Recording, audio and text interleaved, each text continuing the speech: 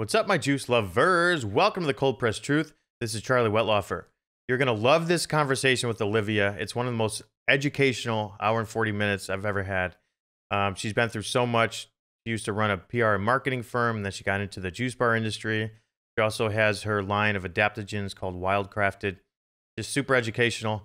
Before we get into that, I would like to say that the dates for JuiceCon 2022 have been announced. It's April 9th and 10th, 2022 in the beautiful sunny San Diego. It's going to be an action-packed weekend of speeches and panel discussions and workshops and hands-on training. It's going to be sponsors there that have new products you can try out in your juice bar. So if you've already started a business or you're thinking about starting a juice business, you must go to this event. Add yourself to the mailing list at juicecon.co, and you will get an email when tickets go on sale. And with that, let's get into the podcast. Okay, we are live. Wait, where's my camera? There. Okay. We are live in the Cold Press Truth Juice Business Podcast. Today, my guest is the wonderful, the exciting, the inspirational Olivia Esquivel. Hey. Founder of Southern Press Juicery and Wildcrafted. We'll talk about both those companies here. First of all, how are you? I'm good. I'm happy to be in Austin. Me too. Austin's been great. I've lived a lot of places. Yeah. You've lived a lot of cool places. Yeah. So I grew up in Buffalo. Right. Then I moved to San Francisco. Did a little bit of advertising school, lived there for a while. And then I started working in audio installation, like in nightclubs and stuff. So then that took me to Vegas, where I ended up for like 15 years. And then we ended up in Toronto for the last like year and a half. And now Austin. I think this is my favorite place so far. But in between Toronto and Austin, you were in Cali for a while. Oh, yeah. I forgot about LA. Yeah. Remember? Yeah, that's a lot of, I mean, it makes sense that Austin would be next on the list. I think the only one that's maybe missing there would be like a Portland or something cool. Right. Like that. Yeah, like, for sure. But yeah, LA's a mess now. Yeah. I think that's why everybody's coming here. Everybody's coming over. Yeah. But yeah, it's a good mix of like rural and suburban and downtown here. It's really nice. Yeah. So you have some hip. history in Austin. Yeah, right? I do. I'm actually from South Florida. My shop is in Greenville, South Carolina, but my husband is from San Antonio and lived in Austin a long time. So we were spending a lot of time in Austin when we started dating. So we went out last night and we were like, oh my nice. God. Cool. This is not quite how we remembered it, but what, it's not as weird anymore? No, we're just much older. We were okay. sober and, walking around and people were like asking us for help and we were coherent and could answer. Oh, and that's so funny. We were like, wow, Austin's different when you're out at night and you're not partying. But I haven't actually been downtown at night yet. Like to 6th Street or anything? Fun. Yeah, so we went to Rainy Street, which is where Anthony used to live on Rainy Street when it was like really first starting and it was just house bars. And then we haven't been back in a couple years and we went out last night and it was just crazy. Like it was unrecognizable, but it was fun. Nice. All of the OGs were still there. So it was good to go into those bars and cool.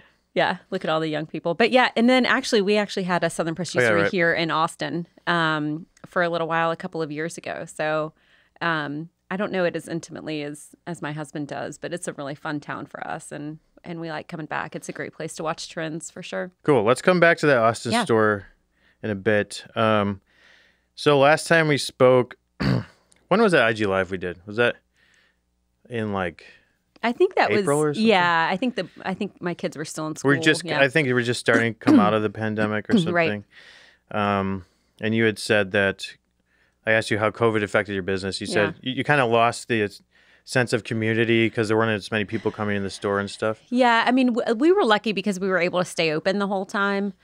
We were considered an essential business, but as that started and those rules were coming out, we didn't know if we were going to be able to stay open. But one restriction that they did put on us was that guests couldn't come inside. And Southern Press Juicery in Greenville is it's very community oriented. It's a very big shop. It's open. There's Wi-Fi. People stay for hours at a time. That they may come in for a morning meeting and stay with us past lunch, or likewise, come in the afternoon and stay until we close. So it's definitely one of the places in town that it's like a chill spot. People Okay. come and spend a long time. And so it was hard for me to imagine because we had never been through that when they said, you're going to have to serve at the door. You know, so much of our conversation with our guests, particularly newbies, is explaining the menu, looking at the juices, tasting the juices, you know, a very like hands-on approach. I mean, our regulars come in, they know what to order and they, you know, get out. So I understood how that was going to work. But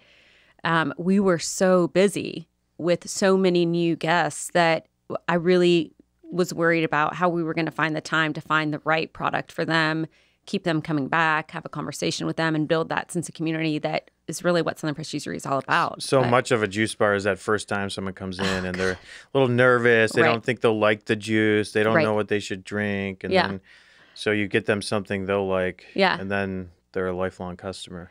Yeah. I mean, it's like I always tell our team, you know, I feel like there's two people that walk into our juice bar. There's ones that are really excited to finally have found something that's plant-based, that's gluten-free, that's right up their alley, that they've been struggling to find outside of their home, that has a good quality. So they're just like thrilled and they want to taste everything and they want to talk about everything. And there's a lot of conversation, even though they really know what they're doing. They just want to talk a lot. And so, and we enjoy those guests. And then there's the other guest that walks in that has just no clue, that's like nervous, scared.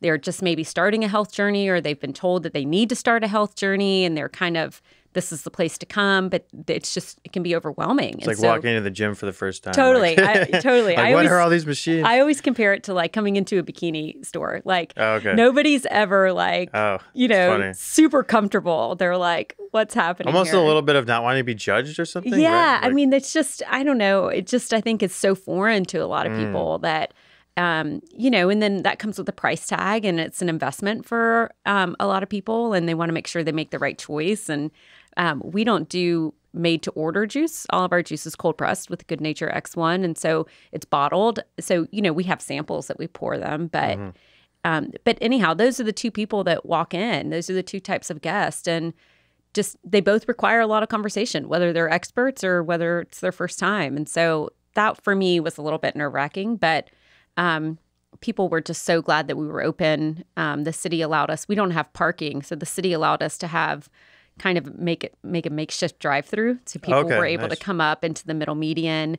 We already had an app, which we were really, you know, lucky to have had that because people were already used to that kind of system, online ordering. But they basically just lined up outside or in their cars, or a lot of conversations over the phone. And so we worked around it. I mean, obviously it came with its challenges, but yeah, we were super busy during COVID. I mean, we've remained busy, and I think we lowered a lot of prices. We did a lot of deals. We tried a lot of things we hadn't tried before. And I think that some price breaks, along with people being really scared for their health and wanting to increase their immunity, brought in just an influx of people that we hadn't seen before. So do you feel like you've gotten that sense of community back since? Oh COVID? yeah, so we're back open. Seats are back up. We've always had seating at the bar, at the made-to-order smoothie and acai bar. That's the only seating I haven't put back. So guests would actually, you know, face the associates that were making the food. And so they were pretty close, you know, probably within 4 to 5 feet. So those are the only seats I haven't put back. But all the other seating is back. And yeah, we're buzzing with people back again, which feels really good. Great. I'm happy to hear this. Yeah. I see everything reopening. Yeah. I mean, it's just, you know, a lot of places closed down. Like some restaurants in our town tried to do a lot of like takeout and, you know, take and bake stuff. And some of that worked for a little bit, mostly just because we come from a really community-oriented town. Like it's majority of our downtown, except for maybe 2 or 3, you know, big box stores like an Anthropologie or a CVS or something like that. Everything is locally owned.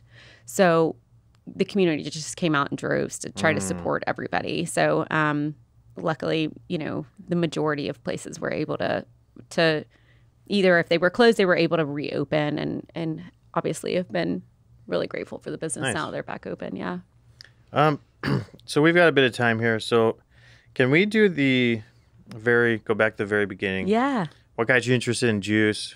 What your thought process was in actually starting a business, and your whole all the emotions you went through, Yeah. how you decided to actually pull the trigger, what that all kind of looked like and felt like, just from the very, very beginning. Yeah. So this Southern Press Juicery isn't actually my first business. I had a few other businesses beforehand. I've always been of an entrepreneurial background. My parents are both entrepreneurs. And so for me, it, you know, a lot of people ask, like, how did you do that? And how did you start? And weren't you scared? And I think that's just part of my personality. Like, I know that not everything I'm going to try is going to succeed, but I'm going to give it my all and put together the best team. And so, luckily with Southern Press Juicery, that was already like my third or fourth venture. And so I was feeling like I had done it before. You know, I had seen things I had tried succeed and other things not succeed. And so that fear factor was, while always present, it wasn't overwhelming for me.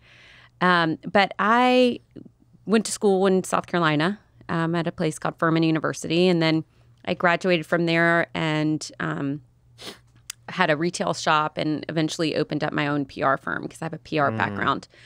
And so that got busy for a while, and I had an office in Miami and an office in Greenville because I had clients in both cities. And so I would just kind of fly back and forth. And once I was in Miami, a lot of my clients, my PR clients, were professional athletes. A lot of them were, I did a lot of work for para-athletes, particularly cyclists, paracyclists.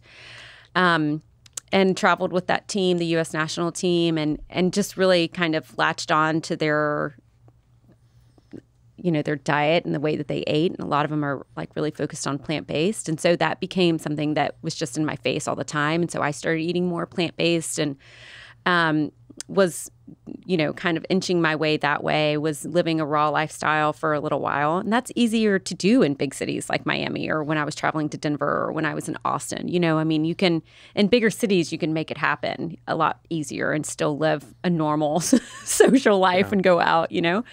But when I would come back to Greenville, it was just annoying. Like, I had a juicer at home, right? And I had a dehydrator and I had a blender, a Vitamix.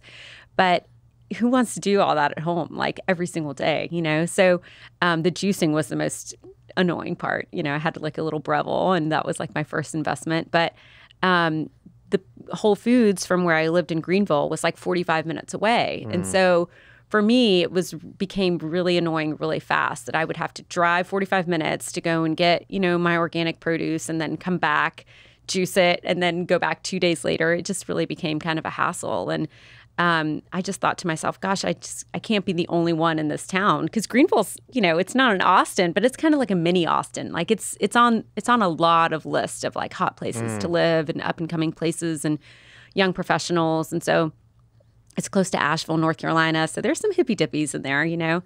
And I just thought, God, I just can't be the only one that's like annoyed making my own juice at home. I really think that there's a hole in the market here, and that it doesn't have to be a big place, and maybe it's not a full service, like, you know, breakfast, lunch, and dinner place, but at least a juice bar and a smoothie joint. And so that's how it started. So I actually had a meeting with a local restaurateur in Greenville. His name is Carl Sobocinski, and he's basically what made Greenville downtown really popular. He was the first to really take a chance on downtown and put really nice restaurants, and, you know, 7 or 8 different restaurants, and he's been there for over 20 years. And so I had been just a patron of his for a long time, and I just asked if he would meet with me, and I said, look, I've got this idea. I feel like there's a huge lack of plant-based options in downtown Greenville, and I'm seeing it really thrive in bigger cities, and I think Greenville's ready. And so he entertained the conversation. And, you know, the good thing about Carl is because obviously he's a restaurateur, he has a lot of chefs that work for him. And so when he has his chefs meetings, you know, he said to me, I will tell you that while I'm not, you know, an avid juicer, I have noticed in recent years that my chefs are telling me more and more that they're getting more requests in the restaurants for plant-based meals, for vegetarian, for vegan, for gluten-free. He's like, 10, 15 years ago, you know, that was nothing. Like there was none of that, you know? And he said, it's obviously, to me, becoming more and more of a thing that guests are needing and requesting. And obviously didn't, think it was a trend. Like back then when we started, it was when like cupcakes were big. If you remember like the cupcake trends and like, they're like pop. some little shop started in New York where they're doing like $8 cupcakes. Yeah. And I was so nervous that he would think it was a trend. And I always would tell him like, it's not a cupcake trend. Like, listen, we're here to stay, like smoothies have been, I was like, this isn't a cupcake thing. And because Greenville is, while it's a cute town, it's not huge. So it's got to be something sustainable. And for him, he's, obviously I was asking him to open it with me. And so it was something that obviously he really wanted to make sure that would stand the test of time. And so I took him on what I call like a tour de juice, and I took him to Miami to, Hugo Fresh, with Matthew Sherman, and showed him some places down there. And we went to Atlanta, we went to New York, and, so I kind of wanted him to see every juice bar is a little bit different, like some places focus on juice, some places have really good smoothies, good bowls, What always bothered me is I couldn't really find a place, even in New York, where I was like, man, the juice is amazing. The smoothies are great. The food is amazing. Like it was like, this is my favorite juice spot, my favorite acai smoothie. It was like everybody had really good stuff, but nobody had an overarching, like amazing menu where I look at the menu and I can't decide because I've had it all and I know it's good. So the one thing that he said was, he's like, you need a chef. Like, you're not a chef. You make juice in your kitchen, but we need a chef that knows how to lay out a kitchen, that knows how to do food costs, that knows, which ingredients to put together. And so that's how we started. So we opened 6 months later. I went down to raw food, seed food and raw, is it seed food? Oh, yeah. In Miami. Yeah. Seed food and wine. There you go. Yeah. Seed food and wine is a raw festival in Miami. And that's where I found my first chef. He was in the tent doing demonstrations of a pad thai zoodle. Oh, nice. And he's a French guy and actually ended up having like a Greenville area code on his business card, but he was living in Miami. So I contacted with him, and then we opened like 6 months later. Wow. So we've always had a chef in the kitchen. And for me, that's what's made the difference. I mean, I would say that maybe 80% of the menu are things that I put together or put together with a chef. The other things have kind of, formed. Like there's been a couple of recipes the staff has come up with, or that have formed out of guests saying, hey, I really would like for you to have more of, something more acidic, or I really want a deeper green. And so, obviously the menu evolves over time with different contributions. But having a chef for me has been what has really kind of put us in a different lane, I think. Yeah, I think a lot of people underestimate how many skills a chef actually has. Yeah. Like, I think most people think chefs cook. Right. But then there's sanitization. Right. There's organizing the kitchen, food costing. Right. Like managing all employees. of it. Inventory. All that stuff. Yeah. I mean, yeah, it's a whole 2 to 4 year degree just on like totally learning all that stuff. Totally. And it's stuff that I would have never learned had somebody not taught me. I mean, it's not something that you can really learn on the go. I mean, a lot of times I'll consult with juice bars and, we'll sit down and start talking about food cost, and they, to no fault of their own, haven't even been calculating food cost. Or if they had, they haven't been considering, the things that they should be considering. And so, and that's just comes with, having somebody to teach you. This is the kind of concept that I think is really fun to start in your home, and people are into it. And then you're like, hey, maybe this could be a thing. And then you start doing it and it's popular. But then at the end of the year, you're like, where the hell did all the money go? I sold so much juice, and people were buying and I'm dropping off cleanses at the house, at all these houses. But then at the end of the day, there's no money left. Yeah, and then you're like, well, how much you pay for apples? And they're like, well, depends on if I go to Whole Foods or Costco. Right. Or which is, like, by the way, totally fine. And that's how a lot of really great things start. But it just goes to show that for me, Southern Patisserie would never be what it is without the guidance of Carl and his restaurant group, Table 301, and the chefs that I've had. I mean, truly, for me, I'm just the big idea girl. I saw that there was a hole, and I have just like the ability to look and be like, hey, I think this could be a small business. I think this could be medium. Obviously I have a background in marketing and PR, so I'm really good at telling the story, I think, in terms of just connecting with the community and keeping people back. But that there's you can't cheat on the professionalism in terms of in the kitchen and in the product and shelf life and just all that. I mean, it's 90% of the gig. Yeah. Yeah. So that's been key for us. By the way, if anyone needs a chef for hire, Good Nature has Chef Ari. Oh, I use Ari a lot, by the way. Yeah, Nice.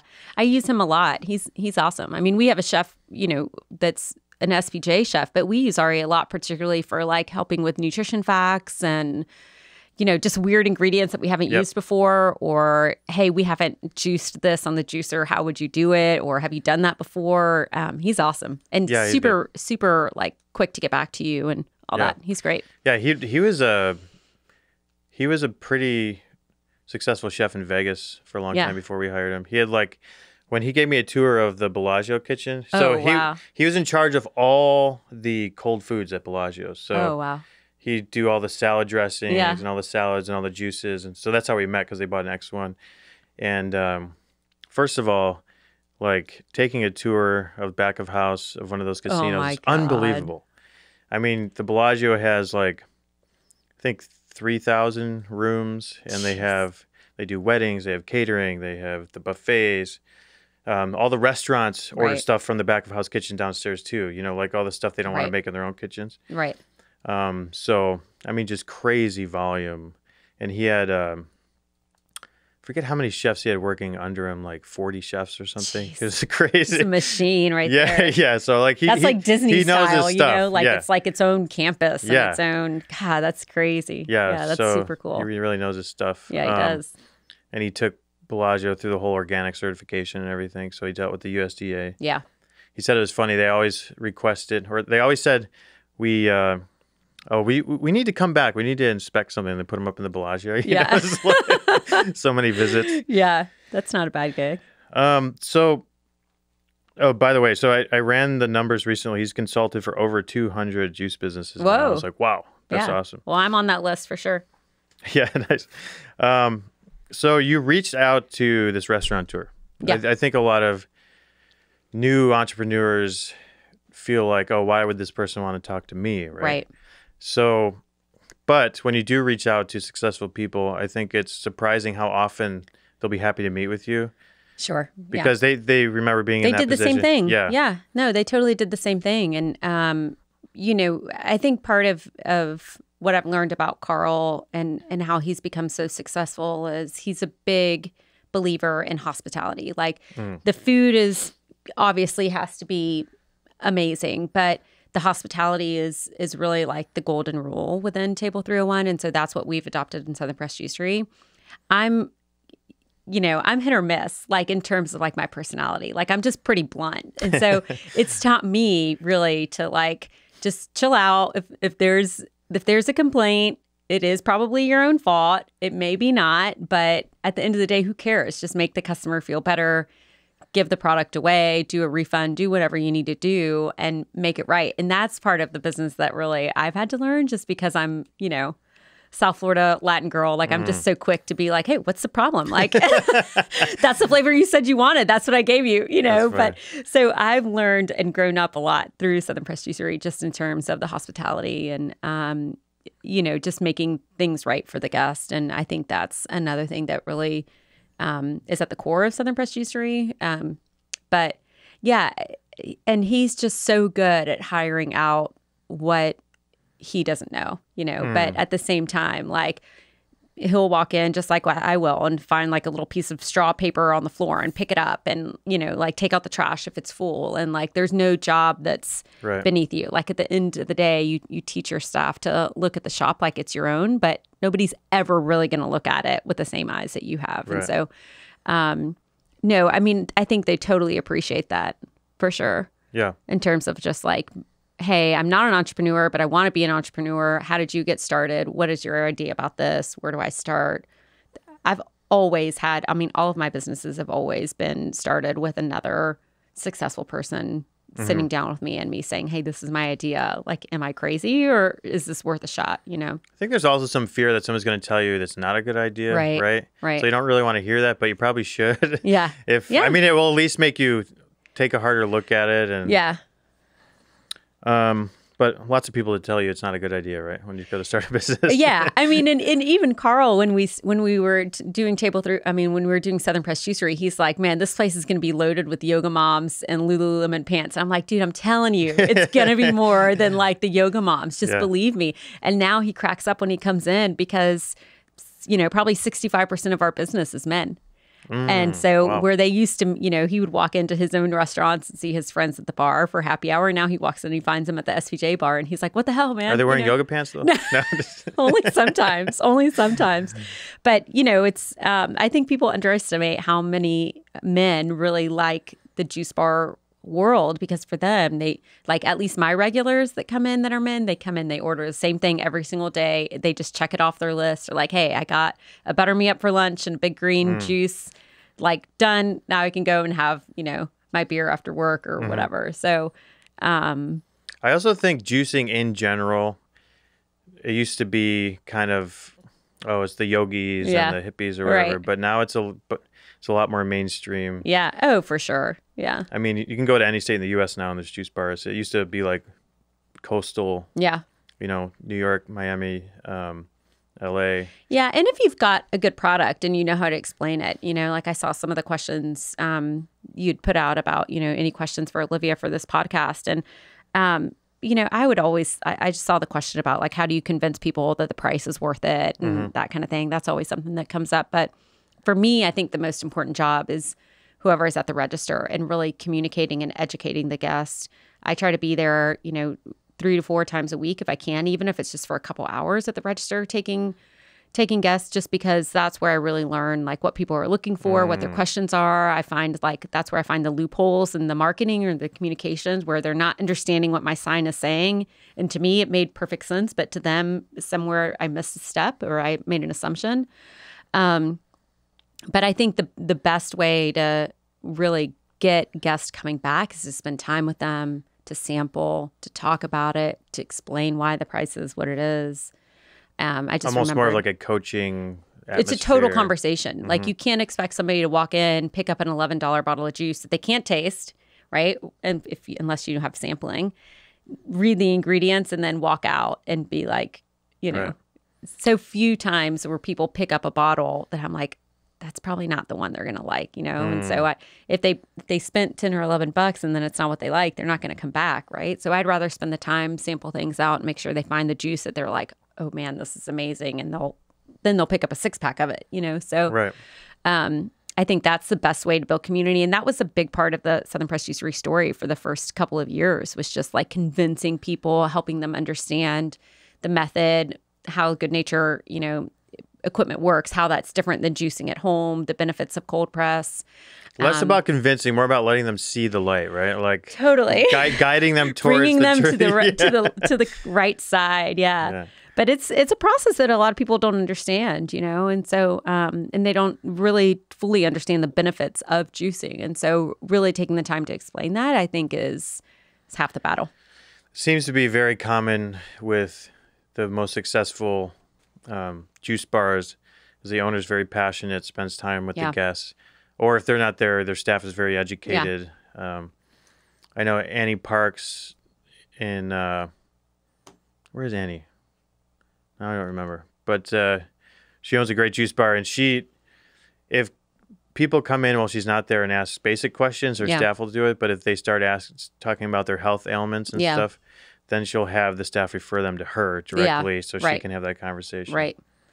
Yeah, I mean, it's just, like I said, that's the second guest that walks in that's just clueless. And they'll walk in and they'll be like, oh, my doctor said that I've got inflammation, or I've got, I'm starting to get arthritis, or I'm starting, all these other things. And, a lot of times you've just got young girls working in your shop. I mean, we can't give out medical advice, right? But you really, a lot of times when we have our new associates come in, they go through a quiz where they'll actually have to learn the benefits of all the ingredients. And so that if somebody can ask a little bit more than a basic question, like if I'm, having issues with inflammation, or I've just had surgery or whatever, what are the ingredients I should be looking for? And so then they know that turmeric is great for that, and that it's, and so a lot of it, is not just educating the guests, but educating your staff as well. Mm-hmm. For sure. Yeah. Okay. So you opened your first store. And then what was your second store? Was that the Austin store? So we had a couple of pop-up shops. So our first store, and then probably about 6 months after we opened Southern Press Juicery, we opened another Southern Press Juicery at my alma mater, Furman University, and that went really well. We ended up closing that one only because that was like a bid process. It was with Aramark. Oh, right. And we had a great relationship with Aramark, and it was awesome because the students can come in and use like their dining credit. And so we were kind of in the university center where it's almost like a food court. And there's like a Chick-fil-A and I don't know if they have these over in Austin, but like a Moe's and, all kind of the popular I've actually stuff. been into one out here because they had like a boba tea. My wife wanted boba tea. So Yeah, exactly. So it's kind of like a food court like that. And we did really well in that setting. I mean, the college kids obviously, especially if it's going on their dining points or their parents are paying for it, no problem. But we ended up closing that one because Aramark ended up losing the bid for the university. So another food service came in and we weren't part of their bid. But so we had a couple of different shops like that. And then we opened one in Austin over at the Domain. And that was interesting for me. Austin, the Domain, is that the it's outdoor pretty mall? North, yeah. Up north? Yeah, yes, okay. Yeah. Yeah, I've been there. Yeah. And for us, a lot of people were like, random, why'd you open in Austin? I'm like, well, it's a special town for me. I think it's a really hip place and there's a lot of good juice in Austin. And so for me, it was a little bit easier than opening in like a New York or California. And, I know that we kind of lead the charge kind of in the Southeast. And so I was really like, okay, you get to the point where you're just, there's not a lot of juice bars on the East Coast. There's just not, until you start getting up north or going way south, like in South Florida. And so it's hard for me to really compare Southern Press Juicery to other juice bars, right? And I'm like, I want to know, are we really the best, or am I just the one that thinks that we're the best and there's nobody else to compare myself to, right? So for me, it was more of a personal challenge. Could we open in Austin? Can we maintain the level of product that we're putting out? Can we stand against these other juice bars and really hold our own? And we did, and we did really well. I mean, and we had, all the celebrities you would want in there from Austin. Oh, cool. Say cool. Yeah, it was super cool. It was a lot of fun. I mean, there's a lot of food bloggers in Austin and they're great, but Austin is weird. Well, Austin doesn't necessarily want like a clean juice bar that's easy to get to, that has parking, whatever. It's almost like the weirder, like more eccentric you are. Like they want juice. No, yeah. Oh my They're God. Like, no, we want like a dirt yard and picnic tables. Right, and where they're only open like Tuesdays and Fridays from like 1:30 to 3:30. And there's a rock music cover band. Yes, and like Wednesdays. Yeah, there's like a guy with a handlebar mustache, and you have to know like the code. I mean, it's just like crazy, right? And so, but for us, so we ended up closing. Hey, keep Austin weird, man. Yeah, keep Austin. They sure do. We ended up closing Austin, but for me, it was still a win because the product. I mean, our reviews were great. I saw that we could do it, in a second location that was without HPP, without high pressure pasteurization. So we had a whole commissary kitchen, built it from ground up. It was just a matter of like the rent was too high and there just wasn't enough foot traffic at the end of the day. We were just bleeding money. So we ended up closing that one. And it was one of those things where like before we knew we were going to close it, before we were closing it, I was like, had so much anxiety. I'm like, oh my God, what does this mean? How is this going to look? Like, this is terrible. This looks really bad. But once we closed it, I was like, oh my God, thank God we closed that. Like, I think I just like gained 10 years back to my life, So it's not, a lot of times people will be like, oh, everything you do at SPJ is so great. And well, yeah, I don't really like flaunt the stuff that doesn't work, right? Like, it's kind of like your kids. You only put up the good pictures of your kids, right? Or the picture of you with a filter, like, I'm not trying to show you what I look like at 7 a.m. Right. But no, but I think it's important, particularly like for a podcast like this, where most of the listeners are going to be people in the industry, to know that not everything that we do is what you thought it was going to be, right? Like you just tried a lot of different things, and it's okay if some things don't work. Austin for us didn't work, but it did open a door for us with Whole Foods. And so that's a partnership I've been working on for many years, since we actually closed the Austin store. And I remember being in the Whole Foods headquarters. I flew up here to meet with them because they wanted Southern Pressed Juicery to open up as a store within a store in the 365 stores, if that makes sense. So Whole Foods has, at least here locally in Austin, and I think within Texas, they have what they call 365 stores. The smaller stores. Which are like their small neighborhood stores. And so they'll do this a lot of times. They will open up another brand inside of a 365 store. So like maybe there's a Juice Land inside of a 365 store and it's got its own counter and you have a direct sale to the consumer. And so they were going to open up their first 365 store in downtown Austin, which was like huge because that's where the original Whole Foods is. Yeah, it's like freaking 3 or 4 be stories. all kinds of press and right. And so it was a really big deal. They were going to open another one in downtown Austin and we were going to be the store within a store. And so when I had to come and meet with them and it was like, I'm closing the domain, they were like, yeah, you should. That's a terrible location. Oh, really? I was like, oh my God, I'm so glad you said that, That's funny. But yeah, the way I got connected with them actually was like just 6 weeks after being open in Austin, I got this email. I was back in Greenville. I'll never forget. I was picking up my kids from school and it was like, I thought it was like spam because it came from like Whole Foods. I'm like, what the hell is this? And I opened it and she was like, hey, I'm so-and-so global director for global partnerships for Whole Foods. Just walked in Southern Pressed Juicery, best juice experience I've ever had. So happy you're here. Would like to talk to you about, working together. And I was like, oh my God, this was what it was about, And so once we ended up closing the Austin store, it made it, and they kind of gave me that hey, it's all right. That was a terrible location. I was like, oh my God. So you're not seeing me as a failure, like you're still interested. And they were like, hell yeah, like you had the best juice we've ever had. And so I was like, it just made me feel so much better. It was like, here I had this opportunity in front of me but I was going to tell them, but look, it's not working. And so they ended up not doing that 365 store because that's when Amazon came in and bought Whole Foods. Oh. So that's why that didn't develop. But now we have a relationship with Whole Foods. We're taking the product to HPP, high pressure pasteurization, for some of the juice. And so we'll be in bigger box stores like that. And so, it's just hindsight is 2020. Like you look back and you're like, you're wondering when you're going in it, like, what the hell? Why did I go through all this trouble just to close a store, a year later? But then you realize it was only just to open another door for you if you could just, look at the positive. Yeah. Just view that as like a marketing cost to getting for sure. followers. Yeah, exactly. So I wanted to tell you this funny story. So I live in Westlake. Yeah. And on Marley Way, no, not Marley Way. There's this loop street called like Coronavaca or something. Yeah. It's just like this loop. And there's this little cafe called the Lively Goat. It's just like really good coffee, outdoor tables. People just come in the morning. It's only open till like 2 or something. I walk in and I have my daughter Sakura strapped to my chest, right? Yeah. And she's just being her cute little bubbly self, kind of laughing. And this couple at the counter is giving me this big smile. I'm like, oh, they just must think the baby's cute. But then, so I order a coffee and he goes, Charlie, right? Like, yeah. He's like, Rich and Jessica, we were at JuiceCon. Oh my God. I'm like, what? I'm like, oh, hey guys. So they own a wellness restaurant downtown called Well, W-E-L-L. It's on 2nd Street. Oh, awesome. They're closed I'm gonna go check it out. They're closed for renovations right now. Oh, bummer. They'll be open in like a few weeks, but okay. But then they're gonna be opening a second location soon out kind of in my area. They just like bought an X1. Oh, I'm pretty excited about that. Yeah. Is that their first X1? Yep. So they're about to hit big time there. Yeah. Yeah. Yeah, they had a Mini in the other place. So. Yeah. We never had a Mini. We started with an X1 and we have 2 of them. Did you know that?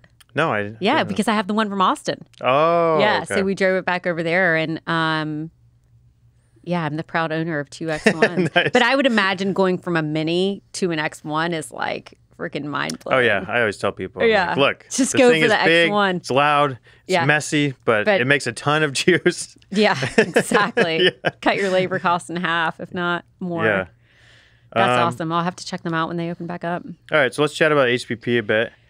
Let's do it. So I know this is something you've been exploring for a while, right? Yeah. What's the whole process that you've gone through to get to where you decided you're going to do this now? Yeah. So, you know who actually, somebody at Good Nature is actually who helped me with this. But so HPP is high pressure pasteurization. And it is what allows you to legally wholesale your juice, it doesn't just have to be HPP, but you have to pasteurize your juice in some form or fashion. There's a lot of different ways to pasteurize in order to be allowed to wholesale your juice. You have to achieve what they call a 9-log reduction microbial count. Yeah, Charlie. 99.999% of microbes you have to kill. Right. So, all right, over there, HPP cowboy. So, anyhow, that's a question that a lot of juice bars always ask, like, do you wholesale, all that kind of thing. So it's in order to be able to wholesale, you've got to pasteurize your juice. And so it's something that we've explored for a long time just because we've been curious about it. For us being Carl, Table 301, and myself, the future of Southern Pressed Juicery has always been a concept we wanted to grow. We just don't know how to get there, right? And so we've been trying a lot of different things, opening in Austin, opening a couple other pop-up shops. And we're basically, because we don't know what we're doing, we're basically of the mindset of, okay, there's a couple of different ways we can do this. We can open brick and mortars. We can open store within stores, and profit share. We can do basically HPP or, some sort of pasteurization and do wholesale. We don't really know where the money is. Like, let's be honest. Brick and mortars cost a lot of money, and it takes a long time to make your money back. And then there's the struggle with staffing and all that crap that we all know about. But HPP seems like a way for us to grow the brand nationally without having to open a bunch of brick and mortars. And so that's something that we're trying now. We're finally at the end of the process. It's something I've been working on for a year and a half.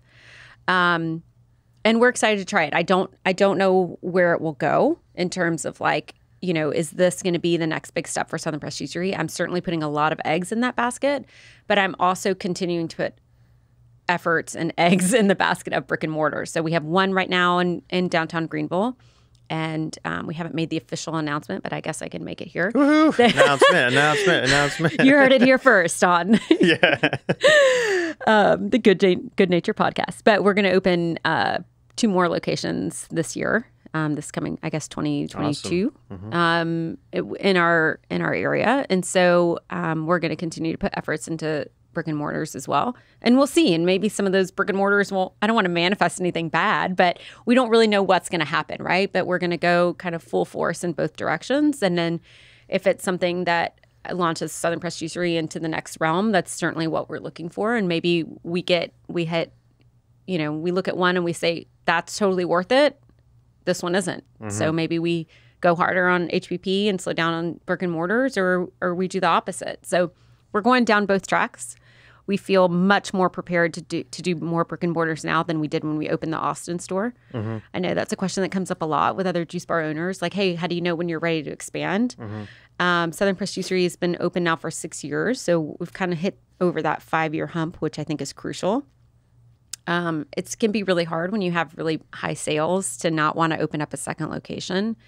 But for me, at least I can say Austin was premature for us in terms of there was still more juice to squeeze out of our main location. I'll say that, you know what I mean? Like, we weren't anywhere near as efficient as we are now in terms of labor, in terms of food cost, systems in place. And so COVID really helped us kind of get real skinny on some of that stuff. And so even if we were doing the same sales now as we were doing pre-COVID, we're making more money now just because we've gotten smarter. So I would just caution people to just slow your roll if you're thinking about opening number 2 or number 3, unless you're just like a freaking machine. And I think that's a lesson actually I learned from Matthew Sherman at the last JuiceCon. Love Matt. Matt's he's the best. He's the best. And he's learned a lot of lessons, and I really appreciate him sharing those. And so that's why I don't have any issues talking about opening and closing Austin or what we're going to try, and that we don't really know, what that's going to look like. But I learned that from Matthew. I mean, I think I stood up and I asked him in the Q&A, what's the one thing you would change? Like if Whole Foods came to you again and said, will you open with us again? Would you open more locations? And he said, no, I wouldn't. I'd squeeze hell of a lot more juice than the few million he was doing, just out of that Sunset location, which was the place I used to go to. So it's hard, it's hard when you're doing mad sales like that to not want to go and open up another one. But you can always get smarter. You can always find, ways to make more money, ways to skinny up labor, get service out faster. We do something called BOGO now, buy one, get one free bowls, that started during COVID. And I mean, we do sometimes over 600, 800 bowls a day just from BOGO, just BOGO bowls, not even including like other menu orders that are, not BOGO orders in a day. And we're like a machine. Like people always talk about Chick-fil-A. I'm like, dude, all the respect to Chick-fil-A, but maybe you haven't been to BOGO Bowl at SUJ on Tuesdays, because we are a freaking machine. Nice. Like most guests come in and go out within 2 to 3 minutes with their order. So wow. So how are you? I know one of the questions on Facebook, Ashley Torres was asking a little more details, like how do you prep the bowls to be able to sell so many? The BOGO, people want me to spill the BOGO secrets. Yeah. You don't have to spill. No, I'm happy to spill it. I'm happy to spill it.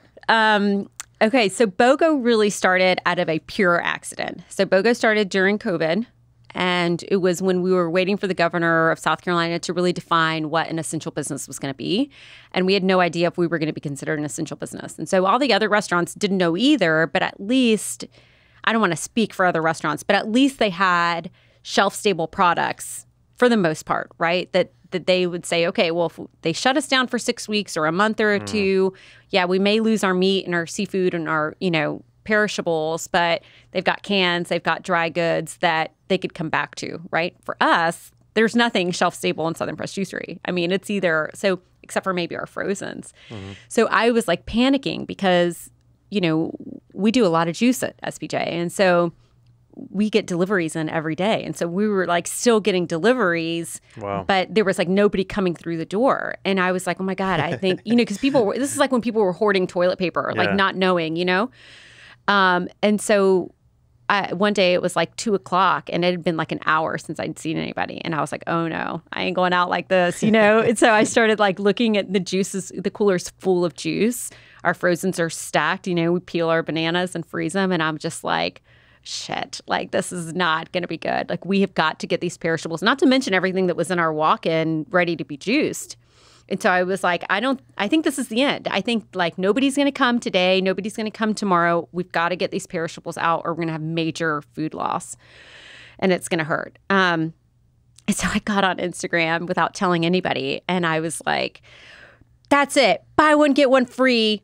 Starts now. And I like got off Instagram, and I'm telling you, when I'm not exaggerating when I tell you the phone started ringing and it did not stop. We had tickets. I put no parameters around it. I didn't even say what the hell it was. I just said all smoothies and bowls. It's really funny. The tickets were printing like on the ground. We couldn't see them. They were covered in water, covered in acai. The phone was ringing. App orders were coming in. And of course, they were all like mods, right? Like, oh, I'll have the butter me up, hold the coconut, add blueberry, no acai. Like the most insane modifications. And I'm looking at these names of regulars and I'm like, you asshole, you never order this. Like you're making the most difficult order you've ever made at Southern Pressed Juicery, right? And so we were panicked, and the girls were and we just had normal staff. I mean, we probably had 3 or 4 girls on, including myself, and people waited over 2 hours for a bowl or smoothie, but they didn't care because they didn't have anywhere else to go. Nobody was at work, nobody was at school, so the line went all the way like 2 blocks, and I've never felt as stressed like I felt in that moment. And finally we sold out, and I mean, people were super nice, but we turned out the lights and locked the doors, and I looked at the girls and they were like, we are never doing that again. And I was like, you better clean up and reload because we're doing that shit again tomorrow. Every Tuesday or whatever. So we started doing it every Tuesday and every Friday, Charlie. And it was insane. Wow. It was twice a week. And it took me a while to get smart. Like, because you just don't know. Like then Friday came and we were like, maybe it was a fluke. Like maybe, maybe nobody's going to show up today. And how do we didn't prep anything, like nothing. We had no idea what to expect. Our ordering wasn't any different. It was just total like fly off the handle. So every time I got a little smarter, and it takes me a while to get smart. It was like just a little inch smarter every time, like I remember the first thing I said was no modifications. You cannot make any modifications. Either you order it the way it is on the menu or you're not getting it. And then it was like, okay, random people were ordering like the least popular bowls, and that was what was slowing up the line. And so we started just getting smarter and smarter until eventually we got to the deal is buy one, get one on our top 3 bowls, which is what most people want anyways, right? They don't want the least popular bowls. On our top 3 best sellers, no modifications on the free bowl. And so we have an XL. We have 2 XL blenders, Vitamix blenders, which are the huge ones. Yep. And that's what we make our big bases in. I know somebody asked if we use a scooper. No, we make our own base. We don't use any soft serve, anything. Nice. We use unsweetened acai. Yeah. If it's a coconut base, we use coconut water. If it's an almond milk base, we make our own almond milk. So, chef has to be making almond milk like crazy, puts it through the X1. But we started basically prepping, like after a while, probably after like the 5th or 6th BOGO, we started prepping at like 6 a.m. And so the girls will come in and they'll start with those 3 bases and the X1s. Obviously, there's prep before that day, right? Where they're peeling bananas, they're already stocking their dry goods. So if you come in like now we just do it on Tuesdays. But wait, prepping the X1? No, prepping our dry goods, like our toppings. Oh, okay. So like because we're talking about people that want to learn how to do it, right? So basically the girls will start prepping the day before, peeling bananas, freezing the bananas. I mean, we had bananas all over town. Like in Carl's restaurants, I was using like 7 other kitchens that were closed, just freezing bananas because our bananas wouldn't freeze because they were too overloaded. And then if you don't have frozen bananas, you've got like sloppy vase, Yeah. So we were like monkeys, had freaking bananas everywhere. But the girls will start prepping their dry goods in quart containers. So they'll have like their coconut, their cacao nibs, their Brazil nut crumble, granola, all that stuff. And it's like stacked high. So that way they can refill fast. And then in the morning, they start making base. So everybody's on a station. Nobody moves off their station. It's like military style. And the girls just make base all day long. And then everybody's at a station, picks a different bowl. Somebody's on Bee's Knees, Butter Me Up, and Green Mazda, which are the top 3 bowls. And they just churn them out. And so we've got just like a reach-in ice chest, like a big, reach-in white ice freezer. They make them, they put them in the chest, they sell. They make them, they put them in. So we never stop making bowls. So they're not pre-frozen. But once they walk in, the bowl's already been made. Some custom bowls, right? Yeah. So we try not to like, so when I'm at the register, I'm like, no modifications, and then if they push me, then they could do a modification on the bowl that they've Right, because then you've got already one made, and then they make the custom one. That makes sense. And then, you get the customers like, well, if you're already making one modification, why don't you just make 2? And I'm like, that's not the way it works here at BOGO. This is a machine. This is why you get out in 2 minutes. Like, don't ask too many questions. Just take your free bowl. No, that's why I put Anthony on the register, because he's so much nicer than I am. But but it's just a machine. We just keep it going. And of course, you're going to, at the beginning, you'll have some waste, right? Like you have to figure out what your people want, and now we know what they want. We know when to pull back on the bases. We know when to stop making bases. We know when to start making bases up front on the small blenders instead of the back. So we end the day with not a single wasted bowl. But at the beginning, we would have maybe like 20 Butter Me Ups that were pre-frozen, and then, a couple so of the other ones. And we just try to get rid of those. We leave them frozen. The next day we'll sell them for like $5 frozen bowls. A lot of people actually buy our bowls for BOGO and then they freeze them themselves.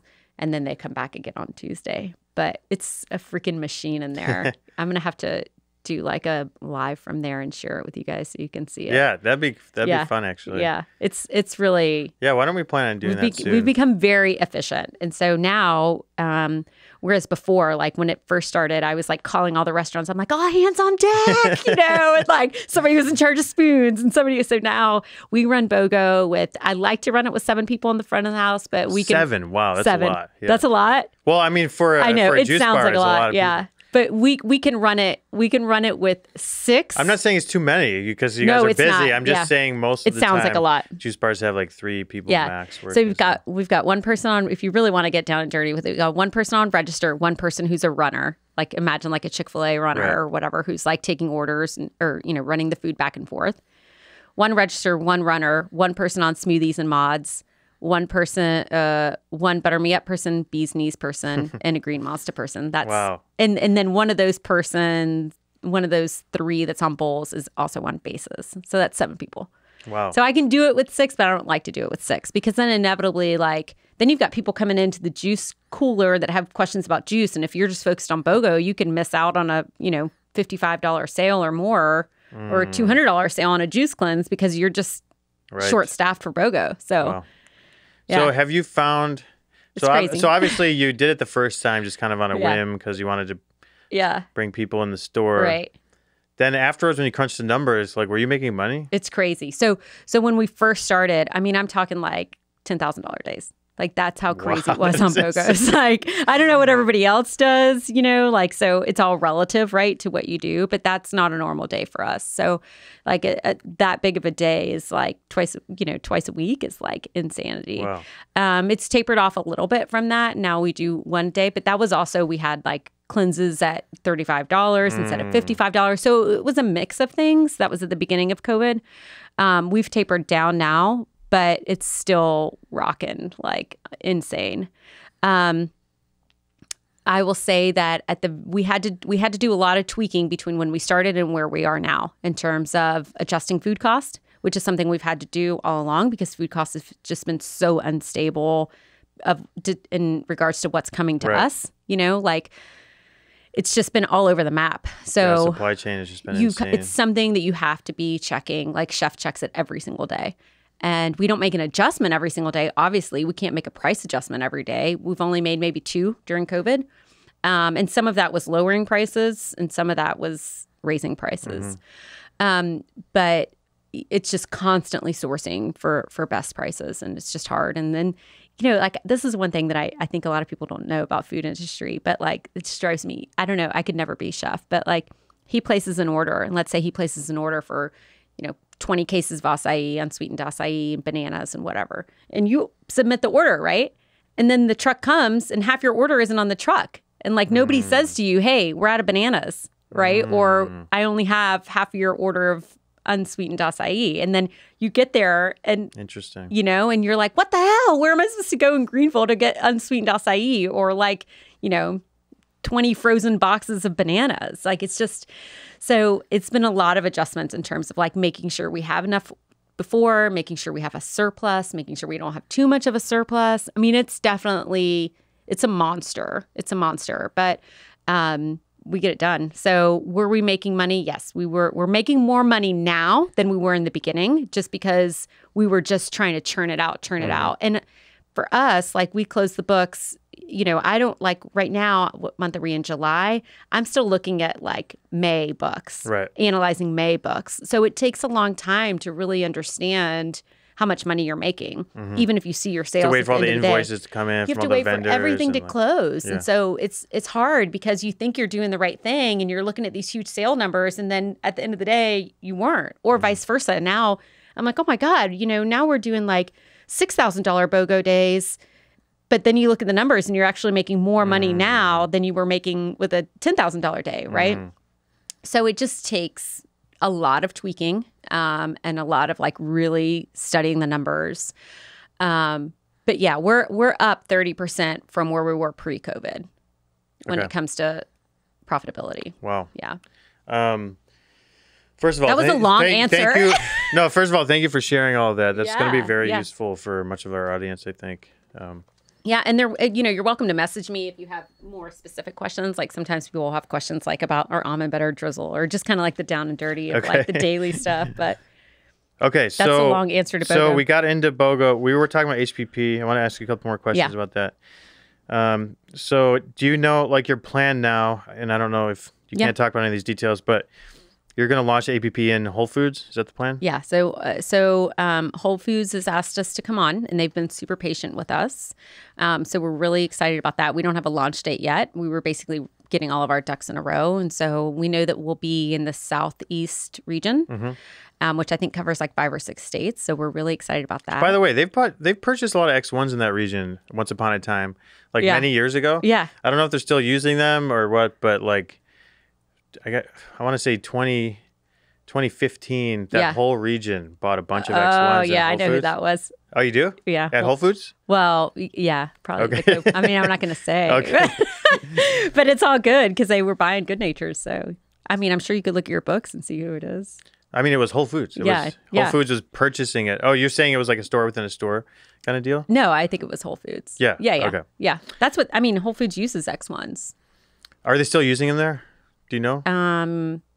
at least who I deal with still uses them. Oh, cool. Yeah. Nice. That's great.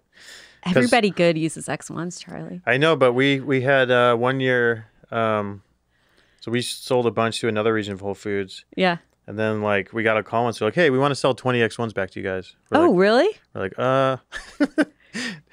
can you not? Like, can you keep that? yeah, exactly. Your warranty ran out. Yeah. Crazy. Okay, so yeah, Whole Foods is pretty regional. Yeah. They run each region almost like its own Exactly. corporation. Yeah. And so for us, then Florida is actually its own region. So just me being from South Florida, I'd really like to pick up Florida just because Nice, it's kind of like a feather in my cap for me to be able to say my family and friends, you can go to Whole Foods, and it's kind of just like a personal thing. And then Texas is its own thing. So I'd obviously like to get in Texas. But yeah, we're excited. And HPP is going to give us the opportunity to grow the brand. I mean, at the end of the day, what I always wanted was for Southern Pressed Juicery to become a household name, not just in Greenville. And so in order to do that without, the access of endless funds with brick and mortars is to be able to go and provide the same good product in bigger stores that they can pick up. So we'll still be doing, cold pressed juicing of our own within our own local, shop. But this will be a way for us to extend the brand outside of Greenville. So we're excited about that.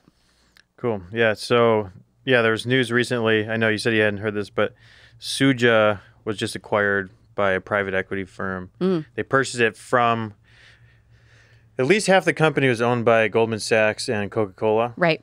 So then they bought it from them. And that was a big. It must have been a big deal. They didn't say it was a big purchase in the beginning from when. I Andy Wallace had it. Forget the exact amount, but like they bought half the company for I think 40 million or something back then. I wanted to say I thought it was between 40 and 50. But then in 2019 they had said that they published an article in Forbes. They said in 2018 they did over 100 million in revenue. Yeah. And then apparently 2020 was the best year they ever had. So I imagine, I don't know what that means, maybe 150 or 130 million or something. So I can imagine that acquisition must have been like at least a couple $100 million. I'm not sure, but I wish they would announce it. I wish they would give us the details. That'd be really good news for the juice industry. And so what are the plans with it going forward? Just to I don't know, because it, the company that purchased it, it's kind of odd. Like I looked at their portfolio, and it's all these agri-tech companies, like proprietary seeds and technology for growing crops. But then out of all that, they have one company that makes gluten-free dough, like on a contract basis for like dough products, like pizzas and stuff. Yeah. Other brands. So maybe they're starting to develop some kind of like grow their own crops and CPG strategy. I'm not sure what's going on. It's kind of interesting, but hey, any of that is good stuff. Yeah, I know. Because any of that is good because there's a lot of bad news for a while. I mean, a lot of companies didn't make it. I think there's it was crazy in 2014, 2015, all these articles about all these companies raising money and growing and getting acquired, like Blueprint got acquired. Right. But what nobody knew was that none of these companies were making any money. You know, they're all just burning investor cash because juice is a super high cost product. Yeah. So they're just like burning money, and then eventually some of them just ran out of money. That really hurt the industry for a while. Like Good Nature just after like I mean, and I could see where people would think that like, oh no, I don't want to see juice on every corner, but you actually do. Like what you want is you want everybody drinking juice, and then when they find a local juice bar, they're like, hell yeah, local juice bar. You don't want it to be where it's only trendy and like it's not really competition for your own juice bar. It's just putting more people. It's awareness. I mean, it's awareness of the product. Yeah. When Starbucks bought Evolution Fresh, right, and then started having those little pop-up signs on every table in Starbucks, advertising cold pressed juice, I'm like, this is amazing. Like, this is awesome. Great. It's awesome. Yeah. Because now there's people that have never heard of cold pressed juice that come to Starbucks reading about it. Right. It's great. Yeah, and everybody wants a local place. You know what I mean? So they'll buy that Evolution in Starbucks, but when they happen upon your juice bar in their local place, they'll be like, hell yeah, like a local juice place. You know what I mean? So I don't shy away from that. I think, I mean, I'm excited for like McDonald's and all these places to start offering juice. You know, I mean, you see some of them kind of dipping into like smoothies and stuff like that, and it's clearly not where it needs to be. But it at least shows, because you know how much money they put into market research, that that's where society is going. You know, that it's sustainable. Like you didn't see them offering cupcakes. Like this is we're here to stay. So for me, that's super exciting. Yeah, it's really cool. Okay, so you're a Wildcrafted brand. Yeah. How's that been doing for you? It's been good. I mean, Wildcrafted is it's a group of adaptogens that I created within Southern Pressed Juicery that basically allows. It's a group of mushrooms and herbs is what adaptogens are, that allow your body to lower cortisol, which is your stress hormone. So, like a lot of times you'll see, like it's been trendy to have like mushroom coffee or like. Like mud water is the one I see mud water is super hot right now. And then like, what is it? Like Force-O-Matic is like a mushroom coffee. But basically it's the same thing. It's using mushroom and herbs to help lower your stress hormone. And so I've created 3 different kind of blends in the Wildcrafted collection. One is called Wildcrafted Beauty, Wildcrafted Brain, Wildcrafted Energy. And that's done really well. We actually wholesale that all over the world. And so you can buy it in Southern Pressed Juicery. You can get it in your latte or, you know, in any other, menu item at SPJ. And then you can buy it online from us, or you can buy it at other local juice bars or restaurants or spas or whoever carries it. This year, I actually was able to do a new launch of enhanced waters. Okay. I had quite a few that were some of my favorites on the menu. But I launched 3 new waters that had Wildcrafted in them. So there's a lavender water, a rose water, and a hibiscus water, and each of them has a different Wildcrafted blend. Nice. So I'm just starting to kind of play with that and expand that. I think there's a lot of white space for that market right now. And so a lot of people will say, like, what comes, next for Southern Pressed Juicery or after Southern Pressed Juicery. And you see Annie Lawless doing that from Suja Juice. She was the original founder of Suja.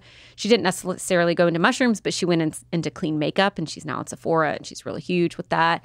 So I think, if your goal is to really be in the plant-based world and the clean health world, then it can go beyond juice when you're ready. And so that's kind of just my area of playing. I don't know where it goes from there, but I would like to at some point develop some kind of mix it with cosmetics, just kind of do more than just consumption-based, plant-based. I researched the cosmetic industry once because I thought it'd be cool. So you can press oil out of nuts with our machine? Yeah.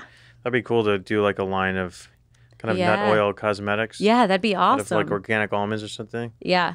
And the cosmetic industry compared to like CPG is so easy. Like there's barely any regulation about what you can do. Shelf stable stuff. Yeah. You can get super high margins. Like it looks like a good industry to be in if you can make it. I mean, it takes a ton of marketing dollars and stuff. Yeah. But the product itself is. So one of my favorite Southern Pressed Juicery stories is when I launched Wildcrafted.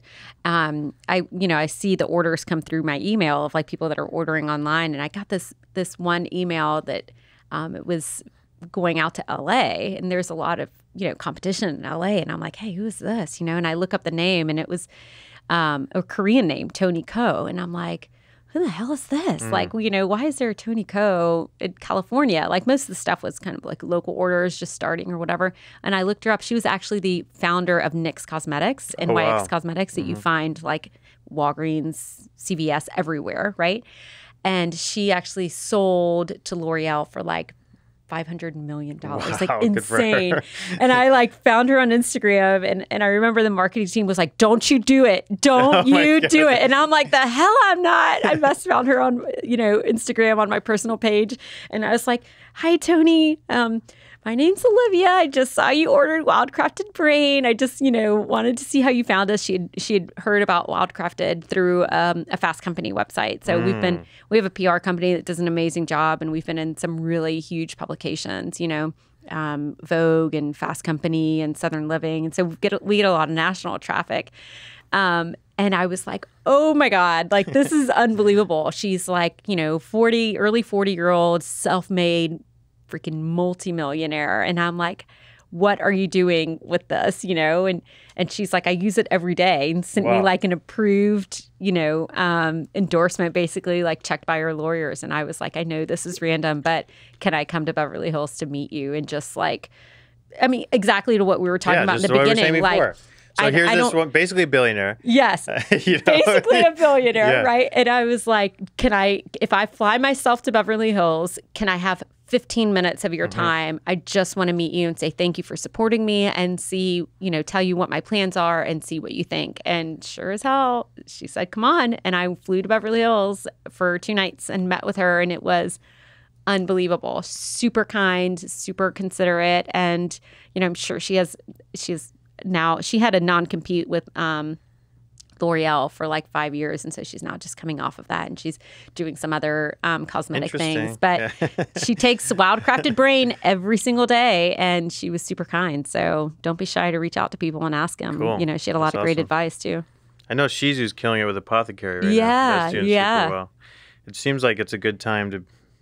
Dude, everybody's stressed. Yeah. Everybody wants something for stress. Right. And the best thing about the mushrooms is I think, there's a lot of people that get nervous about like the CBD and the medicinal marijuana and that stuff. And so this kind of allows them to, like, it's something you can buy in the grocery store. It's just we've blended it and come up with recipes that are like what I call power blends. And so you can buy those, it's very popular in Asian food, but you can buy all of those adaptogens, mushrooms, and herbs raw, but you just don't know what to do with them. And they just don't say, like, it'll just say ashwagandha, and who the hell knows what ashwagandha is or what it's for. And so for us, part of the marketing is just putting together these power blends for different areas that people suffer with stress, and then kind of just doing the math for them and helping them figure it out. But it's been fun.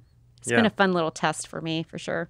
Is there any, are you trying to launch that in Whole Foods as well, or is that totally unrelated? Yeah, that comes next. Okay. It does, okay. Yeah. Nice.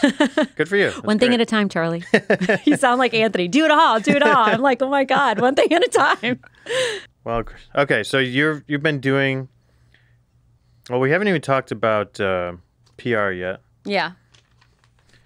Yeah, that's something else. I think when I spoke at JuiceCon, a lot of people had questions about, obviously my session was on PR, so clearly their questions were going to be about PR, but a lot of people had questions about, like, how do you do it? How do you get the news stories? Just because we have had a lot of that, national press being just one little juice bar out of Greenville, South Carolina. And, I think part of what I talked about at JuiceCon was just like, you have to tell your own story. Like, nobody is going to come to your door. Very rarely will they come to your door and say, hey, can I do a story on juicing? They'll do it for New Year's, right? And then they may do it for like flu season. So you really have to kind of go out and pitch your own stories. And I think that's what we've been able to do with SPJ, not just in the media, but having daily conversations with your audience over social media. And so for me, that's been really a big part of SPJ's story, is that, I'm constantly on video, bloopers and all, just having very real conversations. Hey, it's BOGO, it's raining. Don't not order on BOGO just because it's raining. Come and see us. Or, hey, this is a new juice that we've got. And, talking about Wildcrafted, talking about stress, like just having a constant conversation and telling the story, I think really allows people, it breaks down those barriers of, like, hey, can I ask her a question? Or I don't know what I should be drinking. I'm new to this. So just kind of being your own expert, an advocate for your own brand and telling the story, I think makes it a lot more approachable for media to come and ask you, to do a feature. Yeah, it seems like these days people don't want to buy from some corporation. They want to buy from a founder, Yeah. The more you can get out there and tell your own story. Totally. And, a lot of times people, it's very easy, like when you're starting a business or even if you're in the middle of it, to be like, hey, maybe I should buy an ad. And like nothing against that. Like I'm sitting in front of an advertising person, right? But like for sure, like those are people that, those are companies that a lot of times are locally owned and they need support through ads too. And they have their place. And we do some ads, but it's that money can run out real quick in terms of buying ad space. And so for me, it always goes a lot further to actually pitch a story, have a conversation, do an editorial piece, do an opinion piece, give out free product to a news anchor, kind of think about what's coming up next. Okay, New Year's is coming, cold and flu, pandemic, like what are some of the things that we can talk about? Because they're starving for news right now. because everybody's basically taking to social media for their own news. So local stations, which is really what you want, that's what's going to hit, Yeah, that's what's going to affect your sales. With the internet now, they're not trying to decide like which 10, 15 stories to put in today's issue of whatever. They just need as much content as possible. Constant content. Yeah. Because they don't know what's going to catch on. People are going to share. Oh, yeah. I mean, I'll go on even the local news and like, they always have me on for Valentine's Day. Like, who would think to feature a juice bar for Valentine's Day, But we talk about our love cakes, and we'll put, aphrodisiacs in them, and we make it a whole thing, and we pitch it a story that, is something cool that you're doing in your shop. And a lot of times I think people just don't go the extra mile to think like, oh, other people are going to think this is interesting. But they do. They want those stories of like, hey, what are some local things we can support on Valentine's Day, and they'll focus on the local chocolatier and the local juice bars making these little heart-shaped aphrodisiacs. And, you just got to make your own story and you got to pitch it. So let's pretend you running a juice bar and you listen to Olivia on the podcast and you get all motivated. You're like, all right, I'm going to do it. I'm going to reach out to my local newspaper. How do you figure out who to reach out to? Yeah. Okay, so if you're doing local news, a lot of times they'll have like a food and lifestyle editor, producer. So there's a sports person, right? There's the lead anchor, and then there's producers, and then depending on how do you find the list? You just go to the website. You just go to the website. Okay. Yeah, you just go to the website, or you could always just pitch to a producer. So like if I don't know who the person is, I'll pitch to like the 3 producers, and I'll just write an email, local story, and so I always. Hopefully none of them are listening.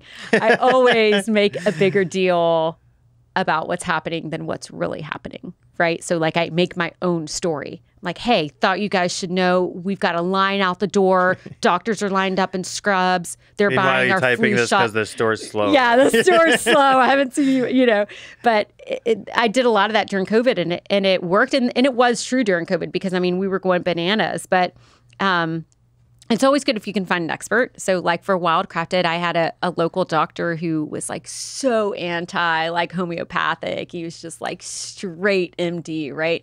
And he started taking Wildcrafted Brain, and it like, I don't even know why he started taking it because I'm shocked that he did, but he was like sold hook, line, and sinker. Nice.